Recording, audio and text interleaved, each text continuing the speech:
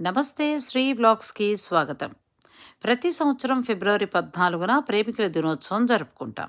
America, Canada, Mexico, United Kingdom, Australia, Bharat, Italy, Denmark, Japan వంటి దేశాలలో ఈ వ్యాలంటైన్స్ డేని ఘనంగా జరుపుకుంటారు.